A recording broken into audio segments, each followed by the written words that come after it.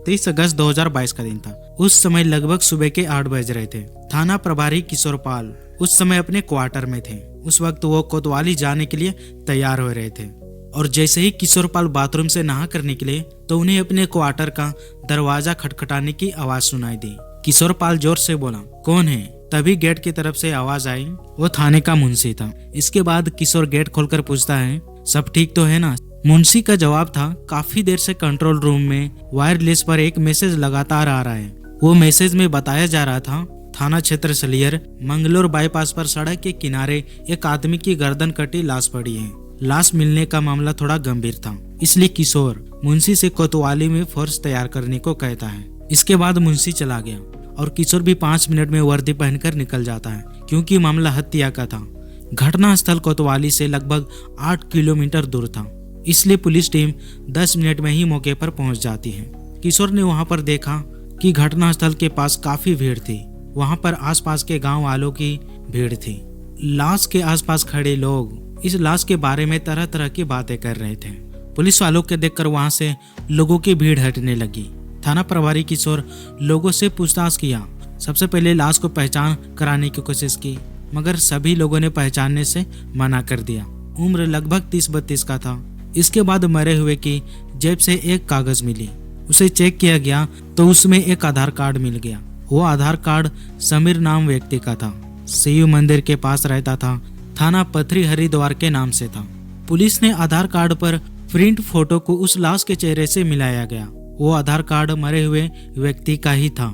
इसके बाद पुलिस वालों ने उसके घर वालों को थाना पथरी के माध्यम से सूचना भिजवाई गई थी। पुलिस के अधिकारियों ने लाश की जांच की। उस लाश के गले पर धार चाकू से रेतने का निशान था और उसके कपड़े खून से लथपथ था। उसका नाम समीर था, जो आधार कार्ड से पता चली। थाना प्रभारी किशोर आधे घंटे बाद लाश की जांच करके उसे पोस्टमार्टम के लिए राजकीय हॉस्पिटल भेज दिया था। और दूसरी ओर घटना स्थल के आसपास में लगे सीसीटीवी फुटेज चेक किया जा रहा था। लगभग 2 घंटे तक काफी मुश्किलों के बाद पुलिस को जानकारी मिली कि जिस जगह पर समीर का लाश मिला था वहां पर रात के समय एक यूपी नंबर की कार देखी गई थी। उस कार की जानकारी हासिल करने के लिए छप्पर थाने के पुलिस से संपर्क किया गया था और बहादुराबाद के टोल प्लाजा पर लगे सीसीटीवी फुटेज को भी चेक किया गया था।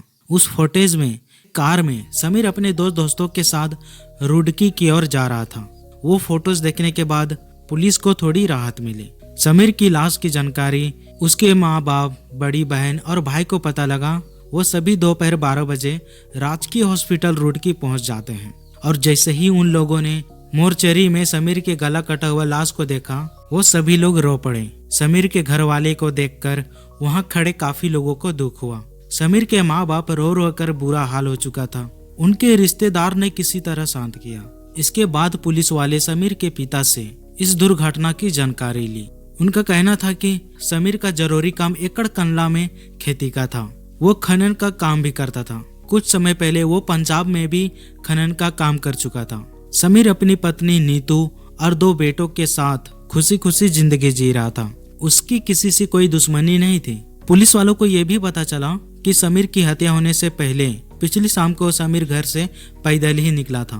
उसने घर पर बताया था कि उसके कुछ दोस्त बाहर से आए हैं और हो सकता है ट्रैक्टर का सामान लेने के लिए पंजाब जाना पड़े। ये सारी बातें बताकर वो पैदल ही निकला था। इसके बाद आगे की कोई जानकारी नहीं थी। पुलिस वाले सोचने लगते हैं, आखिर कैसे उसका लाश मंगलोर बाईपास पर पड़ा मिला। पुलिस वाले समीर के पिता के कहने पर समीर की हत्या का FIR दर्ज अज्ञात हत्यारों के खिलाफ कर लिया गया था। इसके बाद पुलिस वाले घटना स्थल की जांच शुरू करती है। बहादुराबाद टोल प्लाजा की रुड़की रोड की वो CCTV फुटेज समीर के पिता को दिखाई गई, जिसमें समीर कार में अपने 2 दोस्तों के साथ जा रहा था। उसके पिता ने फोटो देखा और समीर के एक दोस्त को पहचान लिया था। वो समीर का दूर का रिश्तेदार पंकज था और दूसरे दोस्त को नहीं पहचान सका। उसके पिता ने पंकज के बारे में पुलिस को बताया कि वो उनका रिश्तेदार भी है और समीर की पत्नी नीतू से उसकी काफी नजदीकियां भी थी। तब भी वो घर पर आता जाता रहता था और उसका परिवार कनाडा में रहते हैं। पंकज की खेती 40 एकड़ जमीन मधुपुरी में थी। इस जानकारी के बाद जब पुलिस पंकज से संपर्क करने की कोशिश की, लेकिन उसका फोन ऑफ आ रहा था। इसके बाद पुलिस की एक टीम पंकज की तलाश में उसके गांव मधुपुरी भेज दी गई, लेकिन पुलिस के पकड़ में नहीं आया। वो गांव में नहीं मिला। इसके बाद 1 दिसंबर 2022 को पुलिस टीम मुखबिर की सूचना पर पंकज और उसके साथी मनु को हिदायतपुर गांव से गिरफ्तार कर लिया था। मनु वही आदमी था जिसे पुलिस ने टोल प्लाजा पर सीसीटीवी पर समीर के साथ कार में जाते हुए देखा गया था। पुलिस टीम दोनों को लेकर थाने पहुंच चुकी थी और दोनों से समीर की हत्या के बारे में पूछताछ की। पहले पंकज तो पुलिस के सामने समीर की हत्या के मामले में खुद को बेकसूर बताने लगा था, लेकिन जब पुलिस ने पंकज को उसके फोन पर समीर की पत्नी नीतू से की गई बातों के बारे में पूछा तो वो हिम्मत हार गया था। पंकज मनु के साथ मिलकर 29 अगस्त 2022 की रात को समीर की हत्या करने का गुनाह स्वीकार कर लिया था। पंकज ने यह भी स्वीकार कर लिया था कि समीर से उसकी रिश्तेदारी थी और इसके अलावा पिछले 4 सालों से समीर की पत्नी से अवैध संबंध थी। इस कत्ल को अंजाम देने के लिए पंकज और नीतू की योजना काफी समय से समीर को रास्ते से हटाने की थी। आरोपी पंकज पुलिस को आगे और बताता है कि समीर गुंडागर्दी किस्म का इंसान था।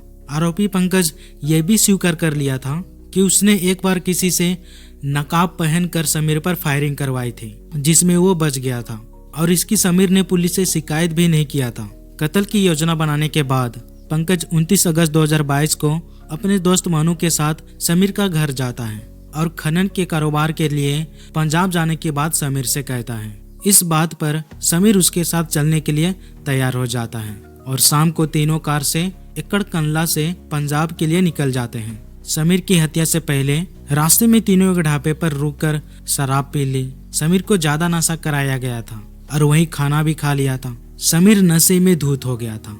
इसके बाद तीनों ढाबे से निकलकर मंगलोर बाईपास की ओर चल पड़ते हैं। समीर नशे में बेकाबू हो गया था और कुछ ही देर के बाद रास्ते में टॉयलेट जाने के लिए उसने गाड़ी रोकने को कहा और जब गाड़ी रुकी तो समीर कार से बाहर निकल गया और इसी मौका का फायदा देखकर पंकज अपने पास रखे चाकू से समीर का गला रेत दिया था।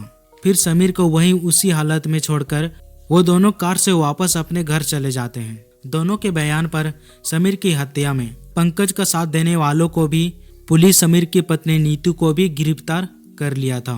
नीतू भी समीर की हत्या की योजना में शामिल होने की बात स्वीकार कर ली थी।